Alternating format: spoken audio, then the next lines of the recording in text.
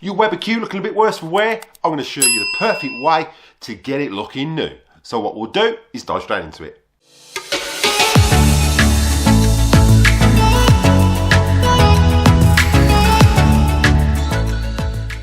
Hi Weber fans, welcome back to the channel. And don't forget, everything you use in the video today, there are links in the description below for the best place to get your Weber products. Make sure you check those out at the end of this video. I just want to mention you do this at your own risk, and if your Q is less than 2 years old, that paint is covered by Weber, so I advise you not to do it until your Weber is at least 2 years old. If you need to make a claim, then you won't be able to. Right, so in today's video we're going to be making my Weber that's 5 years old look as new as possible.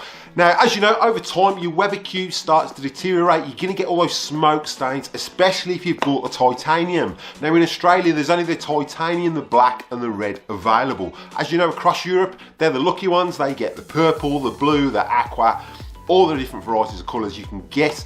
And why should the Europeans and the US have all the fun when you can have a variety of colours and make your Weber look amazing? So what we'll do is dive straight into it. So over time, from heat and smoke, you're going to get a lot of discoloration here. Titanium is probably the worst colour for it.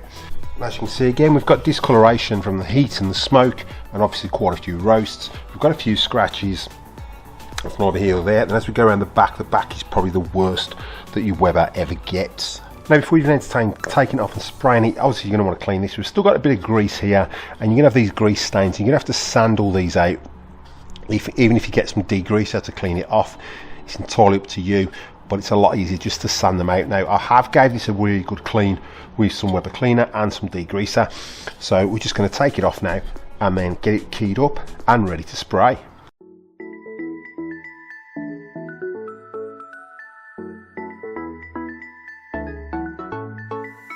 I've been waiting all my life for something. I've been down the darkest roads and up in the clouds, but I've always felt that something's missing.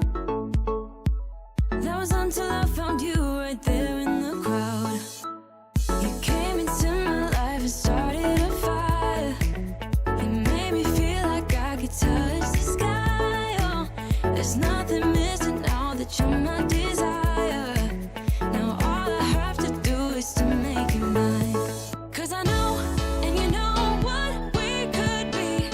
Like a song, like a perfect melody. Baby, don't say you don't believe in me, 'cause you know and I know we're onto something good. You know and I know we got. Right, so the key is to get it nice and dull and make sure it's nice and dry. Make sure you've sanded all that grease and all those grease stains out. Obviously here I can't get rid of those stains. I could sand that back and back and back, but it's deep down bedded in that powder coat. Now because this powder coat is baked on, it's a lot stronger than normal paint, so we're going to take advantage of that, and we're going to do a low bake when we put our paint on. Now make sure you clean it off with some panel wipe or some tack cloth, just to make sure there's no dust on there and no dirt before you start coating it. There's no need to prime it. You can use the paint that we're going to use today and it will stick straight to this powder coat. My life has started a fire. You made me feel like I could touch the sky. Oh, there's nothing missing now that you're my desire. Now all I have to do is to make you mine. 'Cause I know, and you know what we could be. Like a song, like a perfect melody. Baby, don't say you don't believe in me, 'cause you know and I know we're onto something good. You know and I know we got something good.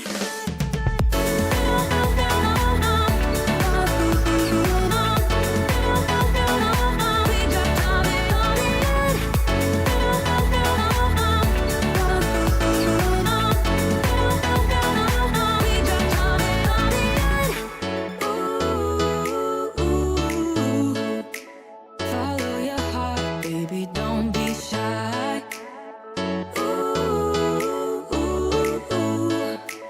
Just follow yours and I'll follow mine. 'Cause I know, and you know what we could be. It's time for the final process. So first what we're going to do is put our Q in a place where there's no wind, and also make sure you've got no really strong fumes coming from that paint. Right, so first up we're going to light our Q. And then we're going to turn that down to the low setting. And now we're just going to drop our lid on. Now you want to keep an eye on this, but you're going to bake it for around 30 minutes on a low heat.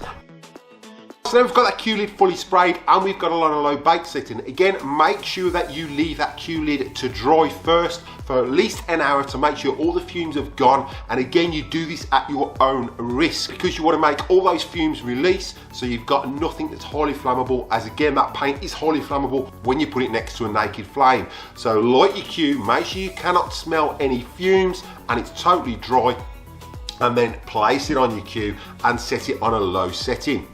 Well, so that's been on a low bake for about 30 minutes now, so it's time to turn this off and let it cool down.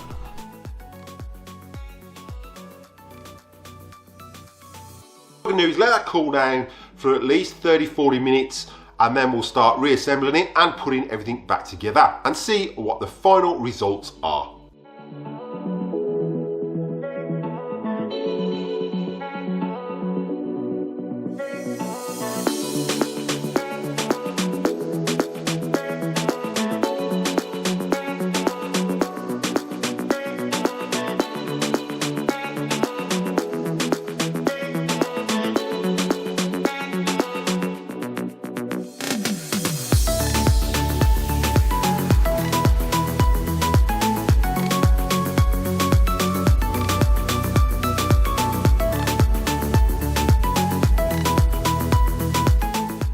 And there we have one fully refurbished Weber Q lid.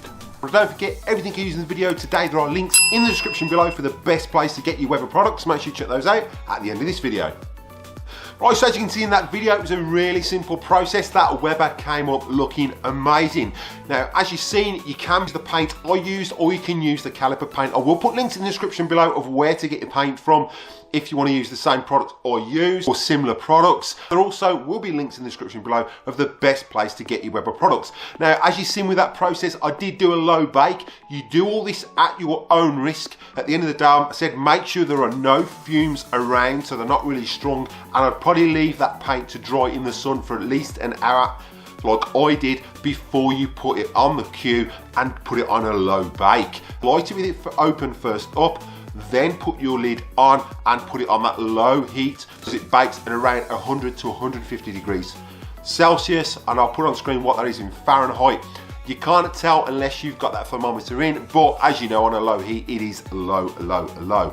If you think it's going to be too hot, you can put some water in there as well in a pan just to keep that temperature down. It's entirely up to you. But as you've seen, that Weber Q turned out amazing and it looks superb. And these are colours you can't get out in Australia. You can get them in Europe and you can get them in the US. So Weber, if you're listening, please, please, please start releasing these colours here. It'd be much, much appreciated in Australia.